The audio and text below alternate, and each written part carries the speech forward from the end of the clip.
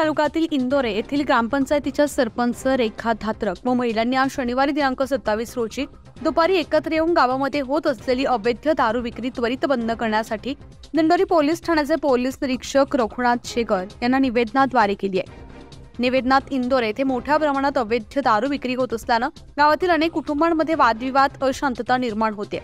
ही अवैध दारू विक्री त्वरित बंद झाल्यास गावामध्ये आपोआप शांतता निर्माण होईल। गावातील भांडणं तक्रारी बंद होऊन संपूर्ण गाव दारू मुक्त होईल। तसेच गावामध्ये अवैध दारू व्यवसायामुळे कुठल्याही प्रकारचा कायदा सुव्यवस्थेचा प्रसंग निर्माण झाल्यास त्याला संबंधित विभाग जबाबदार राहील याची नोंद घ्यावी।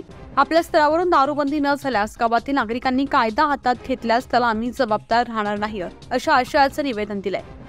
निवेदनावर सरपंच रेखा धात्रक, ग्रामपंचायत सदस्य शिवाजी दरगोडे, मच्छिंद्र बेंडकुळे, रोहिणी गवळी, पोपट कोरडे, उज्ज्वला धात्रक, वर्षा कोरडे, ज्योती कोरडे, प्रशांत लोखंडे, तंटामुक्ती अध्यक्ष मीराबाई कोरडे, जनाबाई गामने, मंजुळाबाई कोकाटे, वंदना कोरडे आदींच्या सह्या आहेत।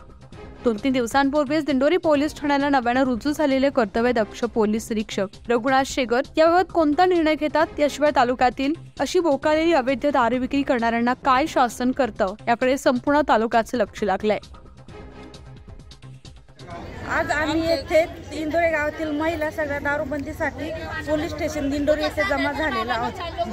आम्ही म्हणजे प्रत्येक जो ठराव दिलेला आहे त्यांनी काही पण ऍक्शन घेतलेली नाही, त्यामुळे आज आम्ही सर्व महिला इथं जमा झालेला आहोत। आम्ही ते दारू बंद केल्याशिवाय काही जाणार नाही। आमच्या गावात दारूबंदी झाली पाहिजे, ती आम्हाला एवढंच लागत। गाव काय ऐकत नाही। गावात एवढं वाढलं का म्हणजे कैक लोक दारू पायी गेला आमच्या गावामध्ये, आणि आम्हाला तुमचा सपोर्ट पाहिजे। ती 4-8 दिवस तरी सपोर्ट पाहिजे। ती आम्ही एवढे तुमच्या मागं राहू, तुम्ही आमच्या मागं राहिले, तुमचा सपोर्ट भेटला तरच आम्हाला काही गोष्टी करता येतील। नाही तुम्ही सपोर्ट दिला तरी आम्हाला जे करायचंय ते आम्ही करणारच आहे।